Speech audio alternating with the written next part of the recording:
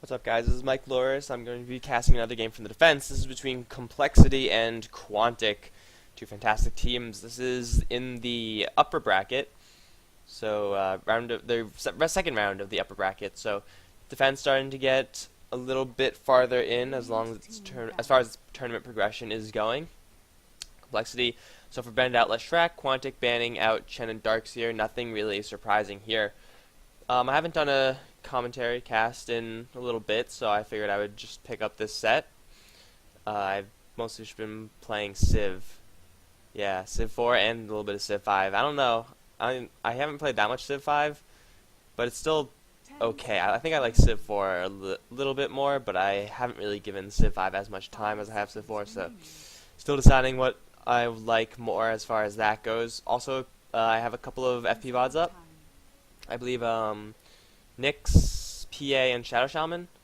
So yeah, I'll try to switch off between doing these and doing the VODs. Make sure everyone's happy. I'm gonna try to get one of every hero out.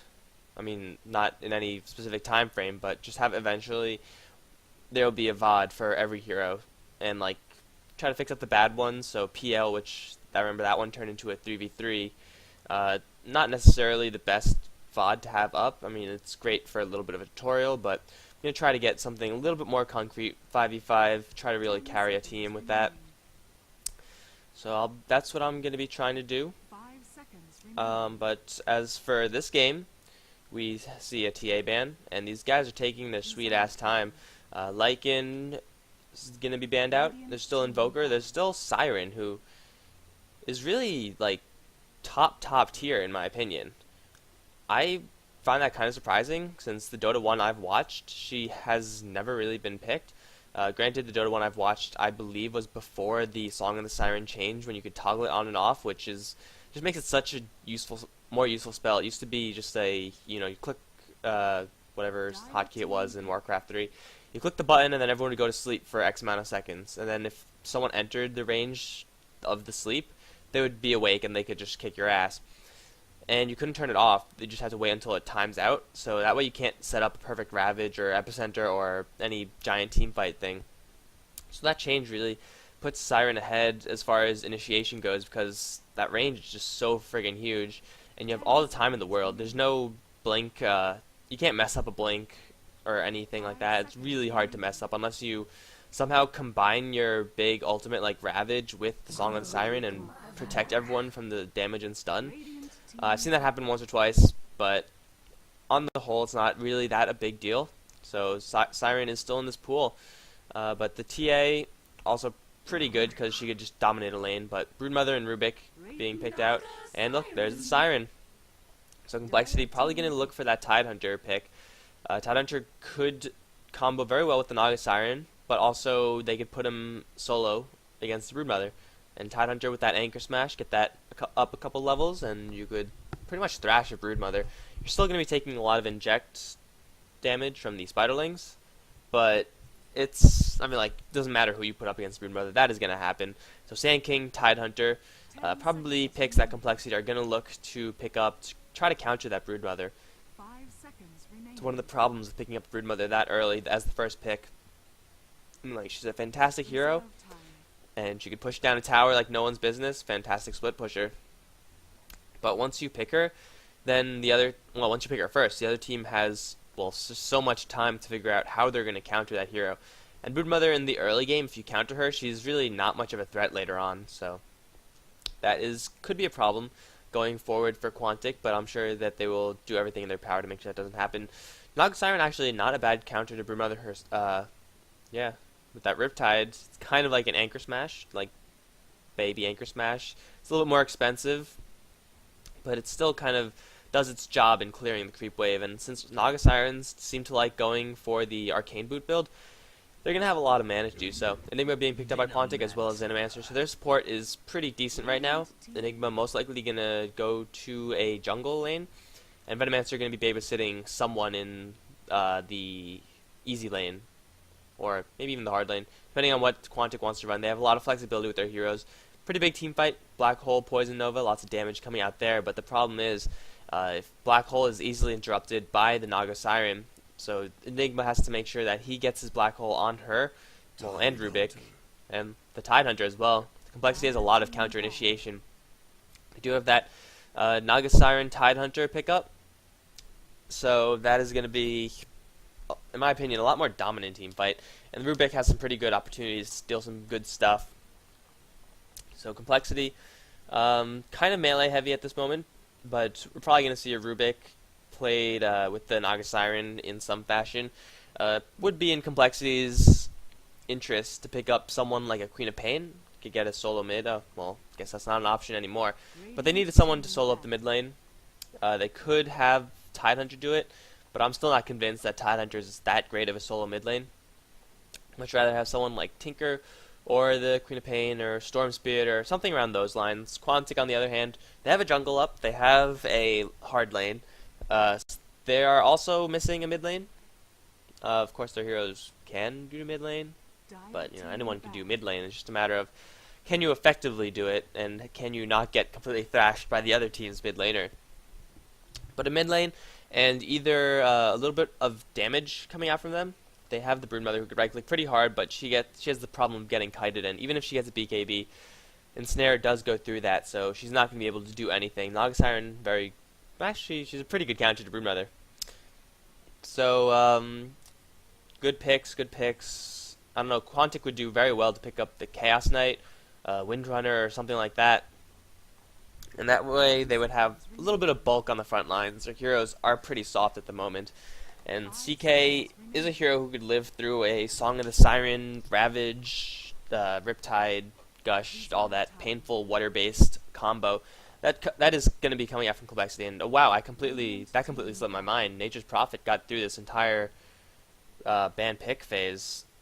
That, it never even occurred to me to mention him, because I just assumed that he was banned out. But apparently I'm off my rocker, and Nature's Prophet actually managing to be banned 5th. Normally you would see him picked up first, but Complexity actually went with the Rubik first, so they obviously value Rubik's versatility a lot more than the Prophet's global support, or global playstyle, I guess you could say. So it's a little bit surprising that he got this far, but it doesn't really matter since he is not going to be in this game. So I'm sure if either team had, well, yeah, you could do your part against Nature's Prophet with both of the teams, so just making sure that he's not going to be a nuisance as far as that ultimate goes. The global pushing, very, very annoying, kind of like a Broodmother. So if Quantic picks up both of those, there would have been so much pushing.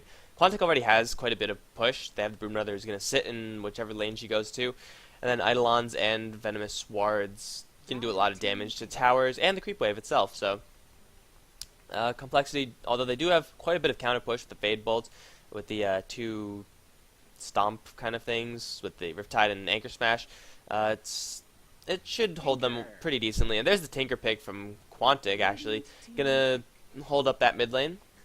And we're gonna see who Complexity wants to put up against the Tinker, because Tinker is a pretty hard hero to go up against, especially since you sometimes see a Venomancer. You might see a Venomancer Tinker lane in the middle. Tinker that way will get his Boots Chowls pretty quickly. He won't have as much experience, obviously, since it's hard to play a multi-person mid lane and still have the XP focused. But it is a pretty vicious kill lane. Gale and right clicks in itself. It does a lot of damage. So we're gonna see what Complexity decides to put up against that lane. Windrunner is still in the pool, who would fit pretty well for Complexity's side, or even Quantic side actually, so might be good for them to pick that up against ZK. Is also a viable choice, but I think Complexity right now would prefer to have a little bit more ranged. There's the Vengeful Spirit pick actually. Well, they do get the stun. They do have a guaranteed disable of the Black Hole. That's probably what that pickup is for. Normally you wouldn't really see Vengeful Spirit be the preferred support pick. Usually it's well, the big 3 in my opinion: CM, Venomancer, and the Shadow Demon. And Complexity actually opting for the Vengeful Spirit over the Shadow Demon. Vengeful Spirit does have a guaranteed stun that you could actually use to hit people while they're stunned, which is something that Shadow Demon does not have, And they don't really have heroes that need to get in position. They don't have a Leshrac type hero. So I guess, well, either way, Vengeful Spirit, it'll work. She's, in my opinion, not as great as the Shadow Demon, because the damage amplification is just so huge, in my opinion, plus the disruption. The offensive and defensive capabilities are huge, and Quantic actually picking up a Tiny. Huh, so it's probably going to be a Venomancer Tiny. Enigma in the jungle, Broodmother on a solo lane, and Tinker in a solo lane as well. That's pretty vicious kill lane. Tiny also pretty bulky. He is capable of surviving the giant team fight coming out from Complexity, and he's going to be able to insta-gib Vengeful Spirit, Rubik, and for some part of the game, the Naga Siren as well. Naga Siren, very soft hero, but the way most people build her nowadays, it will be able to sustain through Tiny's combo. But whether or not it's going to be able to sustain through Tiny's combo, Tinker's combo... Oh, whoa! Okay. So, Visage being picked up, and I'm pretty sure that is how you pronounce it. I personally haven't played him, so I haven't heard any of his sound set yet, but... fun fact, I am very used to saying his name as Visage. That is actually face in French. Yes, I do speak a little bit of French. But Visage is a ranged hero, and is going to give Complexity quite a bit of lane control. The nuke, what is it called? Soul Assumption is a pretty vicious spell, especially if you manage to get that off. He is usually typically played as a support E hero, dual or tri lane as far as that goes. Let's see what skill he's picking up. Soul Assumption already. Let's actually go over Visage's skills, since I don't think, well, he's definitely not that played as far as the pro games go. So we have Grave Chill, just standard slow. Just get a little bit more duration, a little bit more mana cost as you level it up. So 1 point of this is pretty much enough. Of course, you could choose to upgrade it, and it does get pretty substantial. You double it in duration, which is pretty good. And then you got Soul Assumption. It's a nuke, and look at those freaking numbers. That's just so freaking confusing. You just have to know that it does more damage based on the amount of damage that has been done in the area recently. So, you get charge system and all that shit, but it's rather, it's pretty basic aside from all those big numbers. Gravekeeper's Cloak, so there you go. It is another very complexly worded skill. I've never actually read it. I just kind of know what it does. It just makes it makes you bulky. It protects you somewhat. So that's what that does. And then the familiars, you summon these two little birdies. They do some pretty good damage, and they're pretty quick as well. And you could drop them down on people, and that does stun them. So Visage, usually you want to have him on an aggressive lane, whether it's dual or tri. Either one of them works pretty well. Visage is, he likes to have levels, but he doesn't really need levels. So that way, in that sense, it works pretty decently. And everyone from Complexity is actually heading up top. Tidehunter is wearing something on his head. I don't even know what that is, but everyone's heading up top. I'm very interested to see how this Visage is played. You would see him a little bit in Dota 1. He kind of fell out of favor. And to be honest, I don't know why. He seems to be pretty effective in quite a few games that he's been played in. But enough about that. Let's go over to the Quantic side. They got the Tinker, they got the Enigma, and of course they have the Tiny. When we pause, okay, it's not saying anything important. Painted Gold is going to be playing the Broodmother. Korok is going to be playing the Tiny. And is that the Glacial skin? I think it is. I can't. It looks like it. So Glacial Tiny, pretty cool skin in my opinion. He's going to be played by Korok. Korok does play a pretty mean Tiny. Matrim playing Venomancer. Brax is going to be on the Tinker. And Mikey on the Enigma. On the Complexity side, Fluff and Stuff is going to be playing the Visage. Hannah Montana on the Tidehunter. And no one on the Rubik. IX Mike and TC on the Vengeful Spirit. And Naga Siren, respectively. Rubik is going to be played by... God, this is showing my weakness in this casting. Jo. I knew that. It was Jo playing the Rubik. But anyway, Glacial Tiny Skin. I actually read that Valve, or the workshop, the Steam workshop, gonna be accepting custom models, I guess. I don't know if they're skins or just completely new models for the Syllabary Bear.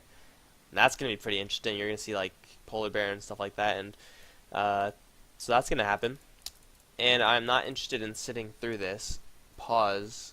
So I'm going to... Yeah, so spoilers, that's how long the time is for this game. Clouds going by, everyone's waiting, everyone's waiting. Really? Beautiful thing about replay is that I don't have to sit through this shit. Another cloud going overhead.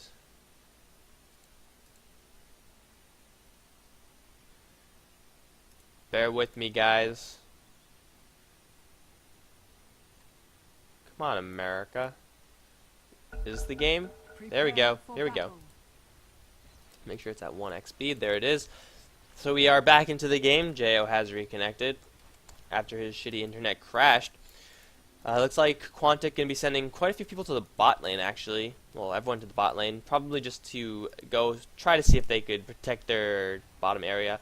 And I'm not sure what charges these represent. Probably the Soul Assumption. I mean, like, that is skilled up. Once again, I haven't played Visage yet, so I'm not exactly sure how his skills work in Dota 2, but I am kind of familiar with him in Dota 1.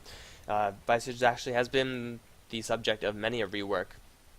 Soul Assumption used to be a damaging orb effect, so kind of like Searing Arrow, and in that sense you would do pretty good damage. I think at level 4 it was plus 40 damage, and then whenever you killed something you would regain a little bit of health, so it was like a vampiric orb kind of thing.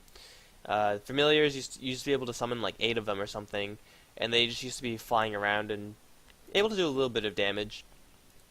Gravekeeper's Cloak was a lot more like bland, didn't have all these layers. Grave Chill, pretty much the same, I think. And Soul, so yeah, usually you build them as kind of a heavy damage dealer, get a Radiance on them. That would pretty much be awesome. Once you get that, you're set for the game. Tidehunter is going to be on the bottom lane, so he's going to be up against what looks like a very aggressive tri-lane. Venomancer, Enigma, and a Tiny. The Tidehunter is going to get shut down very, very hard right now. Looks like he might know that he's going to get shut down.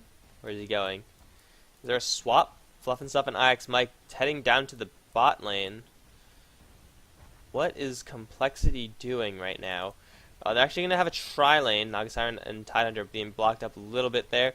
But the tri-lane is going to be Visage, Vengeful Spirit, and TC on the bot lane. So tri-lane versus tri-lane, that will give them a little bit more of a fighting chance. Jo in the mid lane versus Brax, and Tidehunter is going to be up top lane versus Painted Gold. Complexity definitely expected Painted Gold to be somewhere else, mostly on the bot lane, which is why they sent the Tidehunter there initially. But having to do an early lane swap is going to, is going to slow them down just a little bit, but it really isn't that going to play that a huge role.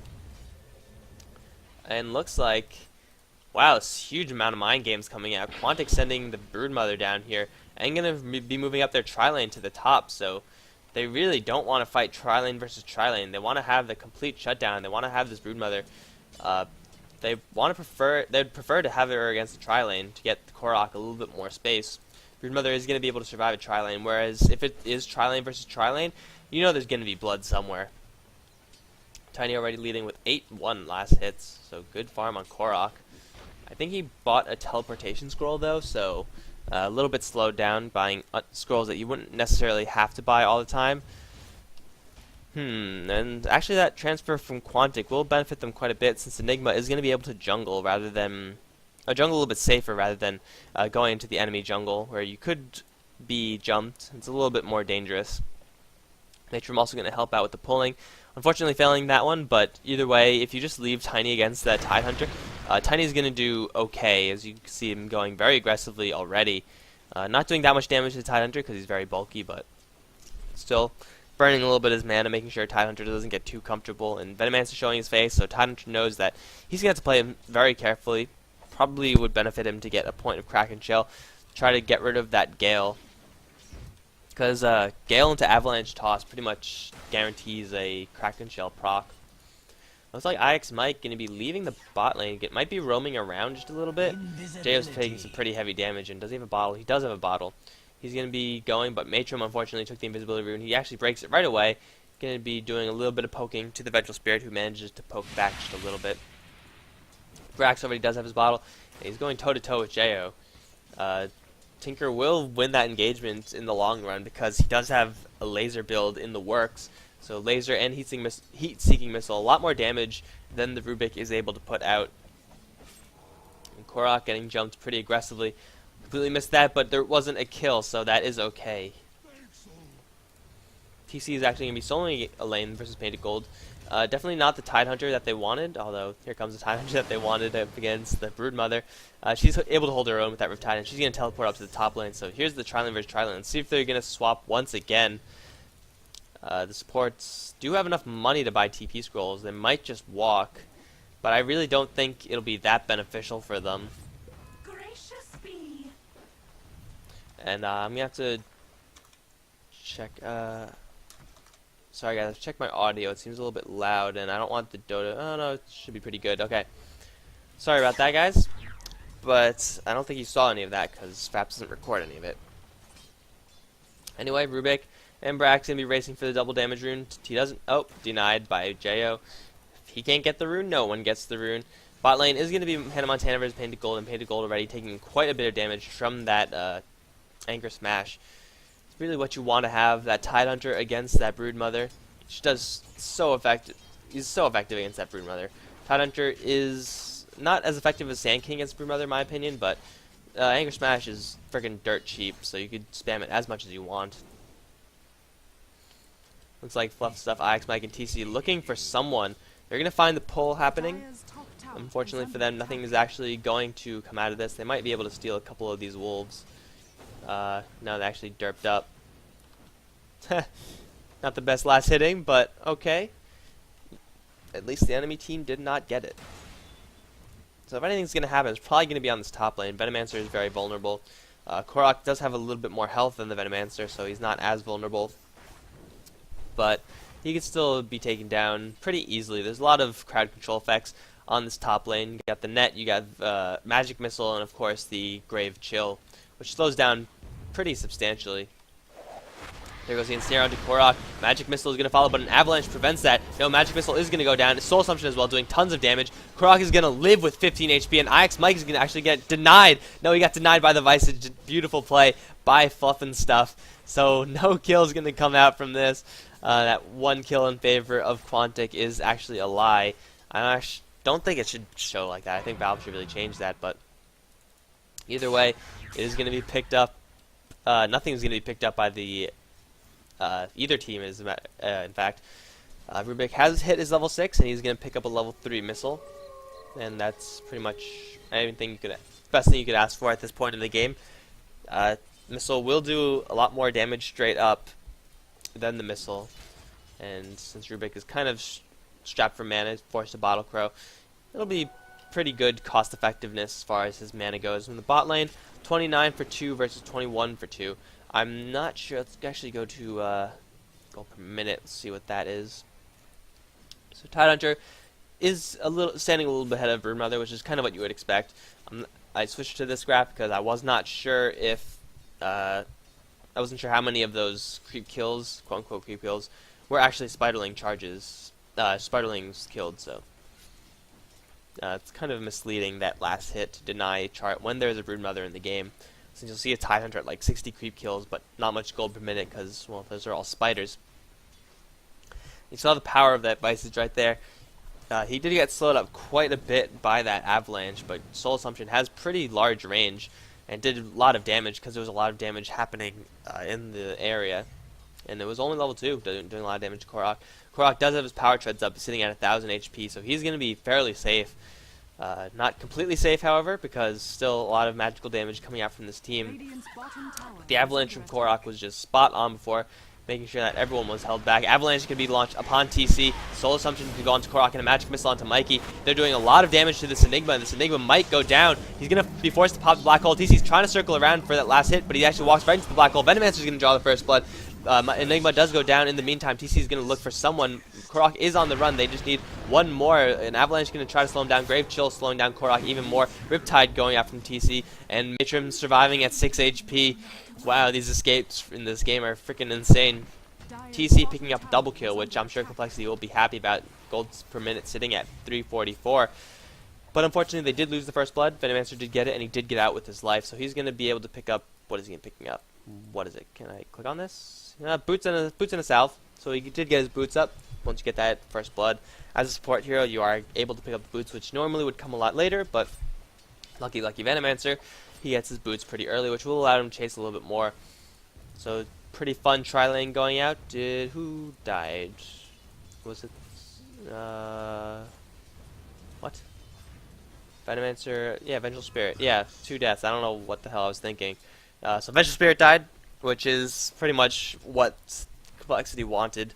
Visage is a little bit more valuable than the Vengeful Spirit, because the levels go up and he does a lot more damage, whereas the Vengeful Spirit, you really need level 6, and then you want to get a little bit more experience on him. But until that, it's fine keeping it at low levels. Looks like the familiars are going to be floating around. And he's spotting out Brax, and Brax spotting out the familiars. So just providing Jo with a little bit of support, which is kind of weird. Just now to have like a 1.5 lane against a 1 lane. But the familiars are going to be flying back, trying to do a little bit of damage. Arcane Boots haven't picked up by the Naga Siren. She's putting herself pretty aggressively out there. Quantic, of course, does know that all of the support heroes are right behind her, so they're not going to do anything foolish and jump in. Looks like the Visage is actually going to use Familiars to just right-click down these Plague Wards, deny map vision, and these Familiars do a little bit more damage based on a charge system.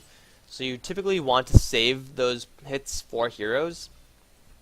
Of course, it doesn't really matter that much, because you can resummon them, which does take quite a little bit of time, but you can also turn them into stone form, which I'm pretty sure regains the charges.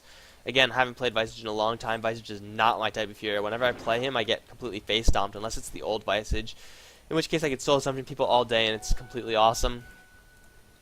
Anyway, so after that 4-kill engagement, having a little bit of dead time, and Brax has an invisibility rune. Not going to be able to pick up that haste rune, denied by the Visage, and I don't think they knew that he was invisible, but either way, Tinker not being able to pick up that rune.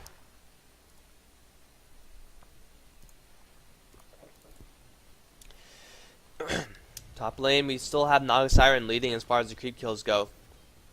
Korok is pretty substantially behind, actually. 31 for 5 versus 56 for 14. TC is getting everything he wants in this lane. He does have a vitality booster up. We're going to see if he wants to go for a... What the hell is that? Oh, Stormform. Like, Epicenter isn't in this game.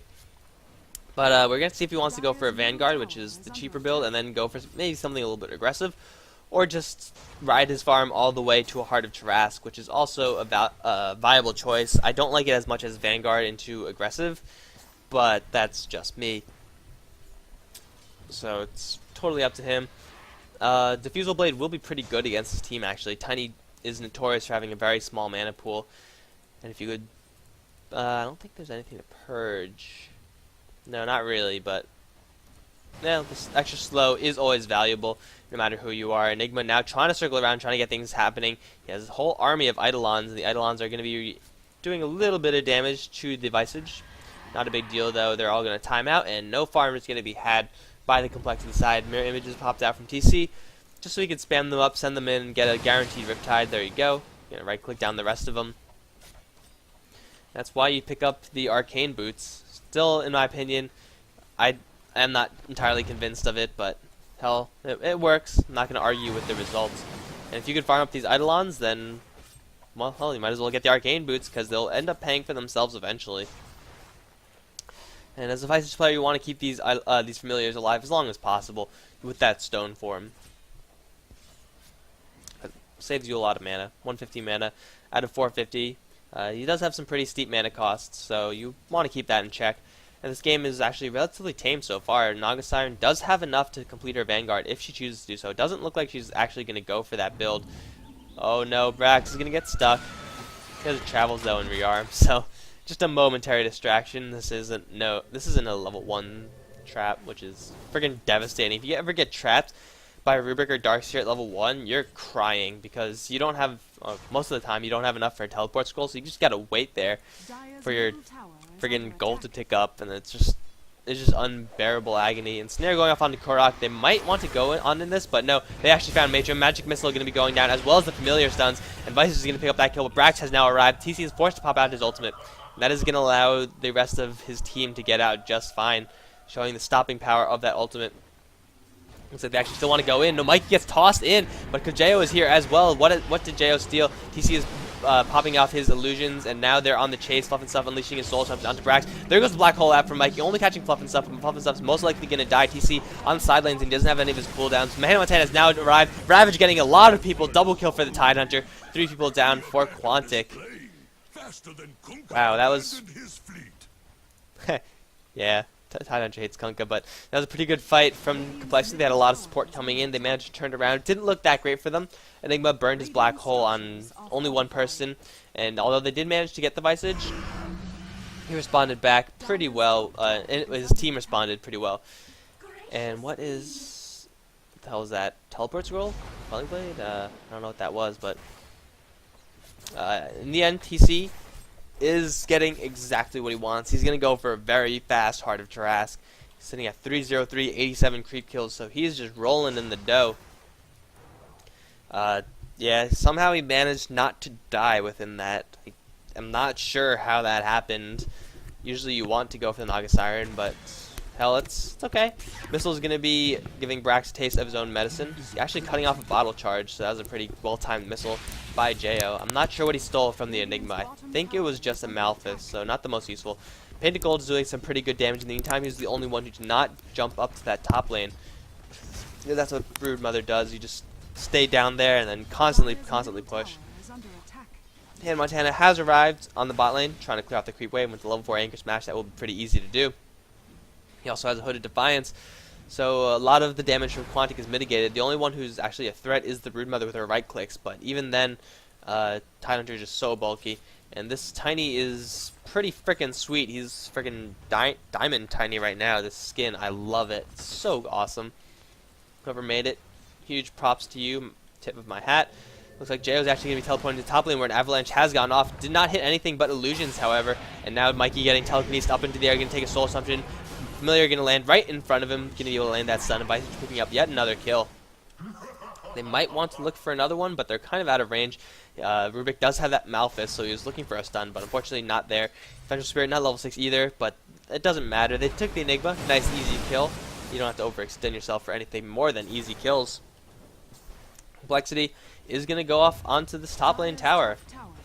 And surprisingly, Tiny hasn't been extremely effective this game. Usually you see Tiny, what level is he? 8? Yeah, level 8 Tiny is usually what Tiny in his prime. He can instigate pretty much anyone on the map. Unfortunately, not Naga Siren anymore, because she does have her Reaver whenever she wants to buy it, and that is going to mean one very bulky lady. But Korok not really finding the openings, and it's really hard to do against a Visage and a Vengeful Spirit. When they're supporting a Naga Siren who could actually shut you down pretty well. No, Korok getting telekinesis up in the air, Magic Missile, and another Soul Assumption, just doing so much damage to that Tiny. Looks like Enigma has arrived, and Ix Mike is going to take a couple of missiles, going to get right clicked down by the Enigma. The rest of his team is on the retreat, and looks like they're going to get out just fine. What is Naga Siren getting? Actually sold his shield. Okay, that makes sense. Courier not getting his heart rest part just yet. Illusions are doing a little bit of damage to the tower, but Brax is going to teleport in, waste his missiles, no big deal. Jayo's going to arrive also, but he's going to be in a little bit of trouble. Nuke's coming out from Brax. Is there going to be a Gale? No, Venoman's actually holding on to his Gale. Painted Gold is here for some reason as well. As you see on the bottom lane, Korok is trying to get a kill on Hannah Montana. Does he have his Avalanche? No, he already used it. Teleport coming in. That is going to be the Enigma. Enigma does not have a Blink Dagger, though, so he's not going to be able to close this gap. Korok is still on the chase. He does have a toss, and the Avalanche 4-3. So you know he's going to give up that chase. Oh, now he's going to... Oh, no, that was actually his teammate, so... They still want to go for this, and Korok going very aggressive, switching to the Intrez, looking for a dive. Painted Gold is here with an army of illusions. Hannah Montana, you have to teleport out right now. You're in so much danger. He has no idea. Spiderlink's going to hold up the creep wave, but looks like they're not going to dive this. Not willing to take some extreme risks. Going to instead try to farm the familiars. Getting one, and that's 100 bounty off of that. And try to wait for the other one. See if they can pick that off, but most likely they're not going to be able to do that. The rest of Complexity transferring down, and where is the item? Sacred Relic! Wow, Sacred Relic on the Naga Siren. I hate Radiance on the Siren. I just think it's like the stupidest item ever, but hell, if you get it 17 minutes in with a Vita Booster, I guess it could work. The reason I don't like it on the Naga Siren as much as the not Lancer, what am I talking about? The Phantom Lancer, is because Phantom Lancer could always spit out illusions. Like, if once you get a couple levels up, you're going to constantly, oh no, wait, hold on to that thought. Song of the Siren going to go out, allowing Hannah Montana to get a perfect position for the Ravage. She's going to use it, but only catching off Brax. Brax is most likely going to go down to this Visage, and that is probably going to happen. Painted Gold trying to get a kill on Ice before he goes down. He's going to get it, and he's very low on health. Jo being able to pick him off with that Fade Bolt, and where's the Tide Hunter? Tide Hunter is almost getting stuck in the trees. He might actually go down to this tower. Yes, he's going to go down to the tower. That sucks. He didn't even get the... He didn't even get the Tinker kill. Tinker escaping with 5 HP. Lucky for him, this tower is going to take a little bit of damage. Probably not going to go down. Karak has been on the top lane this entire time, but yeah. So even 1-for-1 trade.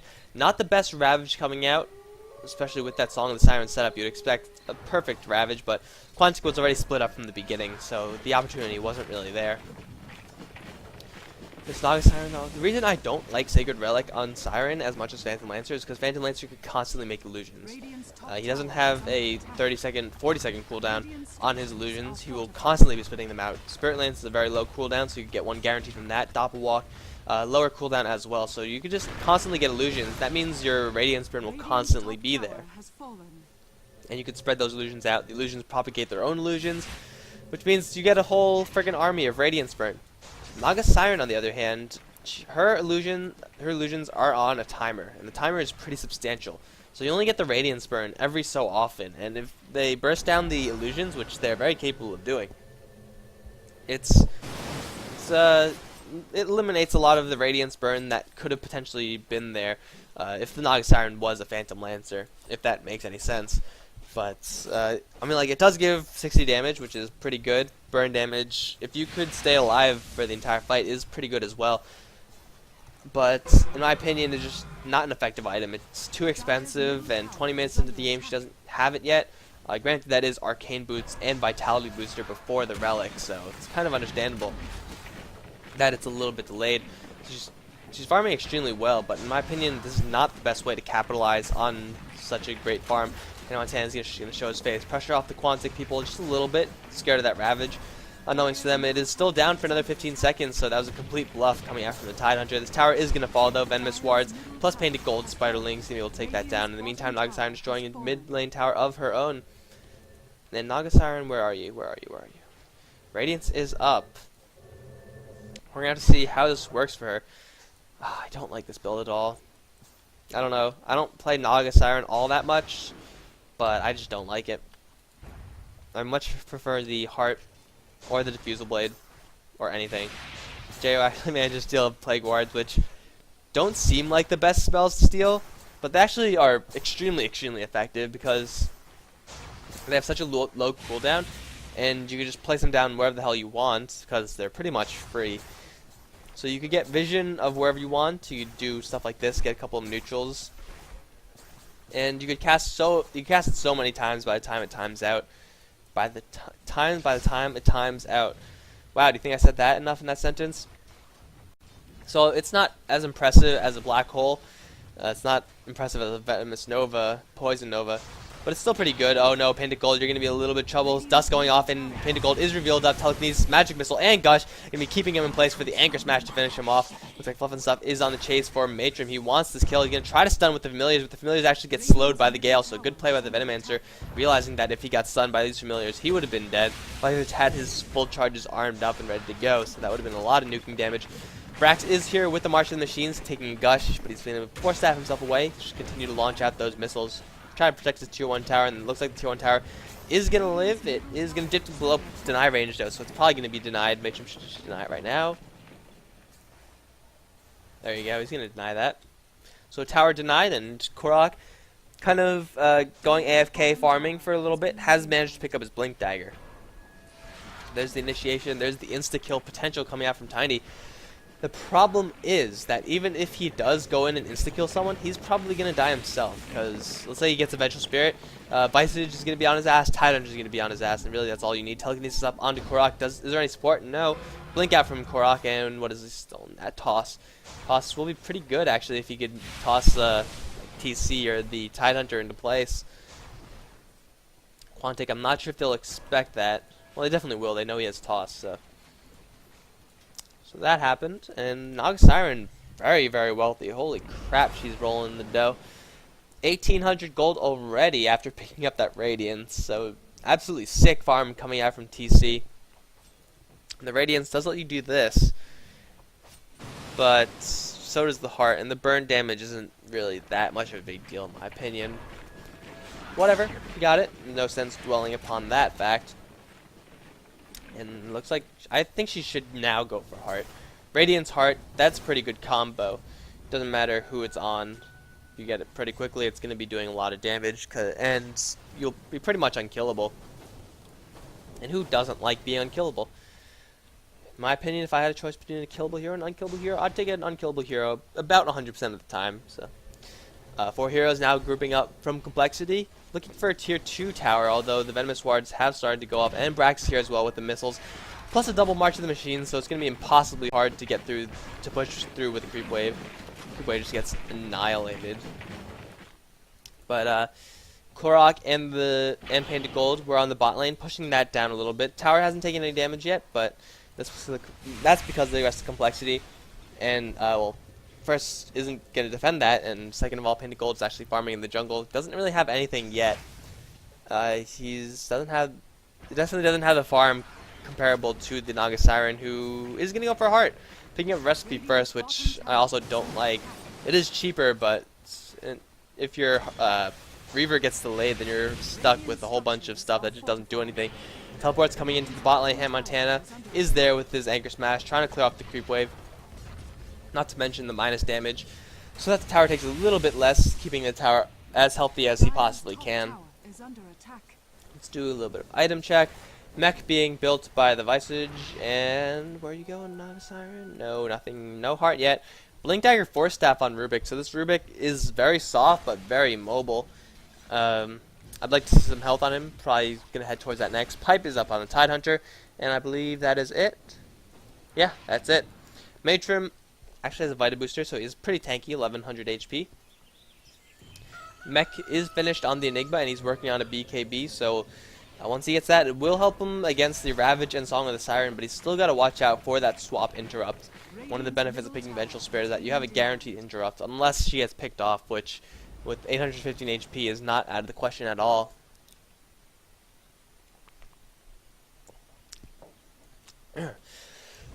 Tinker does have Boots of Travel, Force Staff, gonna go for a Sheep Stick.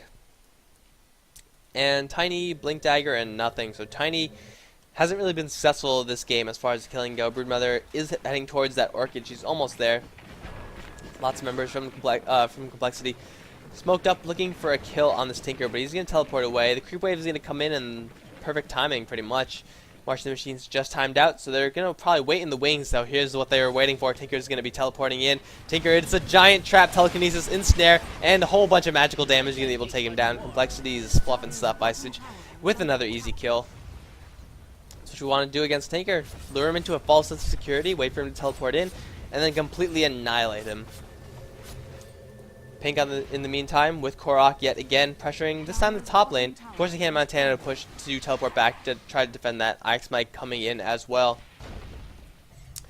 But so far, only 2 towers remain from Quantic, 3 towers remain for Complexity. Let's take a look at the gold graph. Not surprisingly, it is in favor of Complexity with a kill advantage and a tower advantage. XP is going the same way as well. No one from Quantic is really getting the stellar farm that the Naga Siren is getting, who now has her Heart completed. It is flying out towards her. So Heart, Radiance, Arcane Boots, 27 minutes in the game. That is outrageous farm. Rubik is disconnected once again.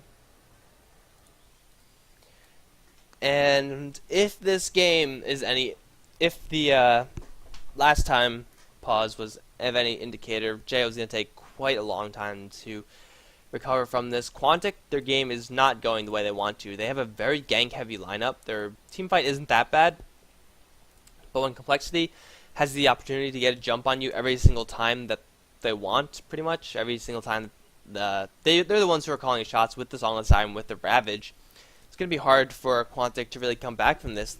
Their Tiny has been pretty ineffective, not getting many kills, only 3 assists as well, so forced to farm up because, well, he didn't have an opportunity to get a fast Blink Dagger. And the tri-lane from Complexity was a little bit more dangerous than the dual lane, kind of semi-tri lane coming out from Quantic. So Tiny got shut down pretty hard, not really contributing that much to his team, level 11. Broodmother still doesn't have many items up as well, so the right-click damage from Quantic isn't that big. Magical damage is pretty substantial, but I don't think it's going to be enough because, well, this Naga Siren is just an absolute terror. Visage has been getting quite a few kills, 416. He does have his mech almost up, just a little bit more gold for that. Rubik is actually remarkably farmed as well, 107, so Rubik has yet to die. Plus Tidehunter, who now has a Blink Dagger. You don't really need it with the Naga Siren, but it does help. It does still help with chasing and perfect positioning, stuff like that. Kind of a guaranteed thing, rather than relying on someone else. And sometimes you just don't have that Naga Siren available to you. So Blink Dagger is still being picked up by him. Vengeful Spirit going for the patented nothing build. But it's Vengeful Spirit, what do you expect? Venomancer actually deviating away from the usual Venomancer nothing build. So Vengeful Spirit's going to be extremely jealous of the money that is up on the Venomancer. But with all these Plague Wards, it's understandable why he's actually getting all this farm, because the Plague Wards is doing quite a bit of damage to the Creep Wave. And Montana going to duel off against Painted Gold just for a little bit. Painted Gold does have an Orchid, and he doesn't have the rest of Complexity, is on the way. So he's going to teleport out. And Complexity looks like they're just okay with just letting things sit the way they are. They know that Naga Siren is the hardest carry in the game, and Quantic, although they do have some pretty substantial AoE, Naga Siren does have a heart, almost level 16, and right now she just needs a little bit more right-click damage. Diffusal will be an amazing pickup for her. So Complexity is in no rush to complete this game. The more time goes on, the higher level riders they have, already level 16 on the Tidehunter. Vengeful Spirit is eventually going to get her high level swaps. And there's really no one on Quantic who could compete against the Naga Siren as far as her carry potential goes, especially considering how much farm she has so far. 1750 gold up again on the Naga Siren. She's just rolling in the dough. Like, Tiny is going to get a lot less effective as the game goes on. Enigma's Black Hole is always going to be there. Venomancer, his damage isn't going to be that great, but Vengeful Spirit is a good support pick in the sense that she scales extremely well. Wave of Terror is always going to have that flat armor reduction, and you combine that with the Gush, you combine that with the Naga Siren, that's a lot of reduced armor. Not even to mention the Vengeance Aura, which does give you additional damage, so kind of a huge damage swing coming out from the Vengeful Spirit. Plus Swap does not diminish ineffectiveness at all. Visage is going to diminish a little bit, but I'm sure their Complexity is willing to make the trade of the Visage getting diminished in exchange for the Venomancer, the Tiny, and to some extent the Tinker. Not as much though, especially once he gets a Sheep Stick. Complexity is actually going to let their towers get pushed just a little bit by Brax and on the bottom lane Painted Gold in exchange for Roshan. Someone's got to teleport back there. Hannah Montana should go right now. Yes, he is going. Going to try to clear up this creep wave. Anchor Smash is going to give him a lot of dough, sitting at 188 creep kills. A lot of that is spiders, mind you, but doesn't really matter since he has so much gold per minute. Now Naga Siren does have an Aegis, so she is pretty much unkillable. A lot of regen coming out from the heart, and a lot of health as well, so she's going to be tanky as all hell. Black King Bar getting picked up by Rubik, so he's going for a very Invoker-esque build. Lots of mobility, and so he could stay in the middle of the fight for as long as possible, offer up that null field to his teammates. TC with the null field is very freaking dangerous. Null field doing very well against Tinker, Tiny, as well as the Venomancer ultimate. The ultimate does a ton of damage, but if you mitigate that with the null field for as long as you can, it's going to help your team quite a bit. Naga Siren very lucky picking up the illusion rune, one of the best runes for Naga Siren late game, because the illusions usually you build up with illusions in mind, so 3 illusions always good.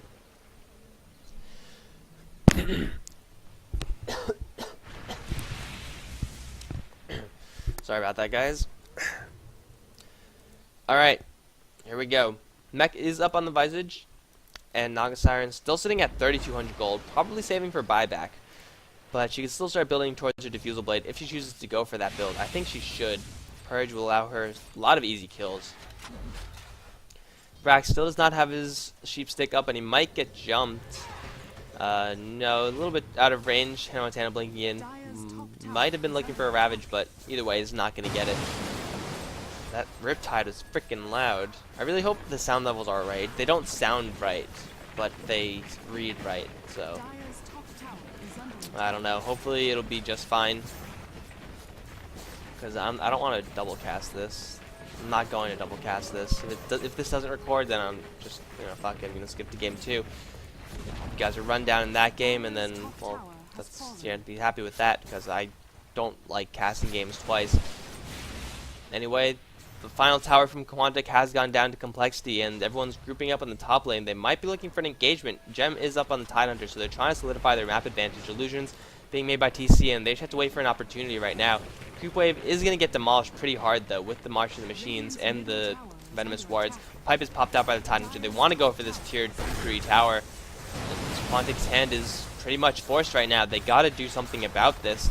Gold is still in the bot lane. He has to teleport back soon. Keep an eye on him. Wait till he starts channeling that teleportation scroll. But this tower is taking quite a bit of damage, and TC, although he's taking damage as well, he's just back up for a little bit. And then, yeah, he's going to be just fine. Missile actually resetting the cooldown on the heart, but soon he's going to be back at full health, 55 HP per second. That's pretty much fountain status right there. He's going to just dive right back in. He has the Aegis. He doesn't care.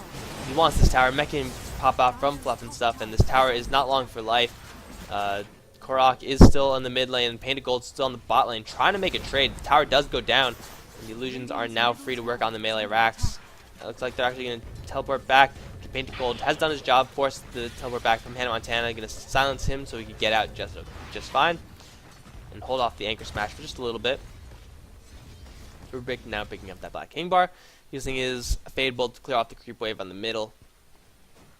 Really, Quantic, when stuff like this happens, they're doing exactly what they need to do. They're not trying to defend by fighting. They're trying to defend by forcing them back. And quite frankly, Quantic, I don't think they could take a 5v5 fight. And I think that they know that also. Oh no, we see pretty good big engagement going off. TC has been forced to pop off the Silent Siren. He does still have his Aegis up, and he's just going to walk right out of this. But Brax is still here. He does have his Force Staff. TC, where are you going? He's going to get Force Staff down by Jo, so good play by Complexity. Good teamwork right there. And they just have to buy a little bit of time for TC to regenerate his health. If they could keep kiting the enemy team, they could turn this around. Jo is actually going to turn around. Telekinesis Korok, pop his BKB, and Korok is now in a lot of danger. He can toss up TC, but he's going to get tossed up as well. So just everyone getting juggled right now. Brax is on the run. He's going to Force Staff down onto the ledge. Is Force Staff up for Rubik? Doesn't matter because these familiars are still on the chase. Hannah Montana now here. Is there going to be an interrupt from the familiars? Yes, one interrupt, and Brax has forced to use his rearm to get his teleport off again. But he's going to die. He's going to go down to the someone who's going to get the right click. Tidehunter going to be able to pick him up. In the meantime, TC picking up the Venomancer in the back end. Tinker is forced to buy back because lots of people from Complexity are bearing down on their top tier 3 tower. And they have to defend this. They need March of the Machines. They need Venomous Wards, but Venomancer is still dead. His buyback is up, but I don't think he wants to do it. He's going to be forced to do it anyway. The pipe gets popped off, and the huge right click is going to come in onto the melee racks. This melee rack is going to go down. There's nothing Quantic can do at this point. There goes the melee racks. The range racks is soon to follow. Let's see if they want to stick around for it or just let it die naturally. Looks like they're just going to do what damage they can, then fall back. Basically all they need to do. Jo once again teleporting to the mid lane, using Toss to clear off the creep wave, something you don't see every day. I don't know how Rubik managed to do it because he looks kind of wimpy to me. Not capable of tossing anything, but the fact of the matter is he picked up Toss, which is pretty freaking hilarious. Naga Siren going straight for the big money. Gonna go for a Butterfly. Butterfly is a pretty damn good item on Agility Heroes. No, it's okay. It's okay.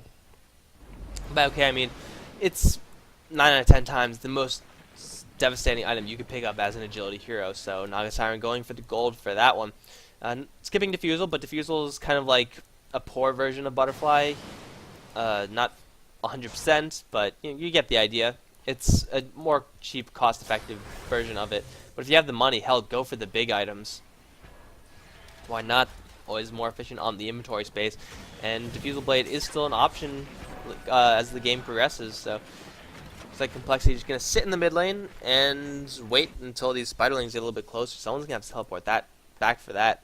Spiderlings might time out before they actually get there, although they look... yeah, some of them are probably going to time out, so it's not that big of an issue. Pipe now being popped off by Complexity. They want this tier 3 tower. And Quantic now is forced to take a team fight. Where's the Enigma? Enigma doesn't have a Blink Dagger. Oh, there it is. So Blink Dagger is up on the Enigma.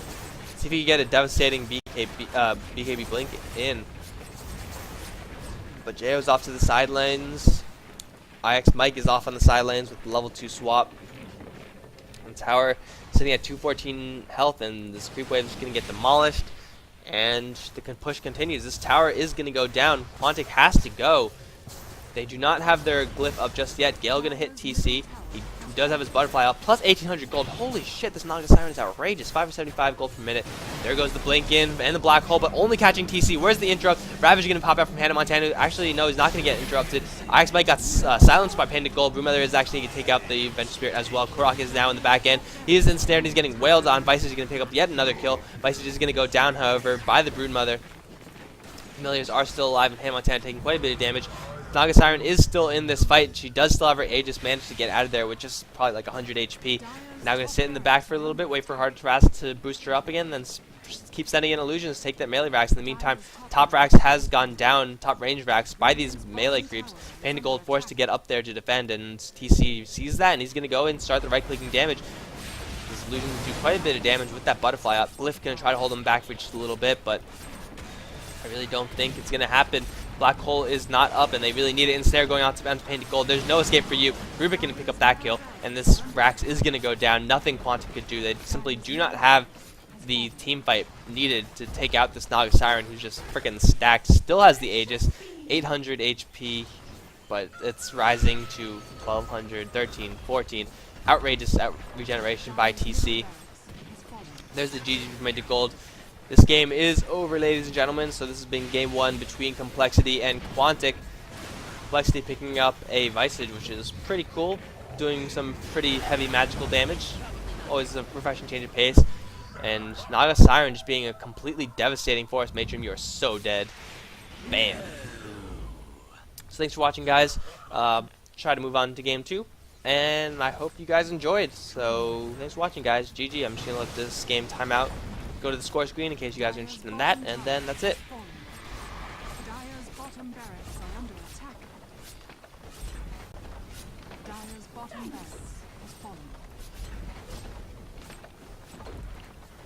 Dire's bottom barracks has... The Radiant now have mega creeps. Dire's middle tower is under attack. Radiant victory.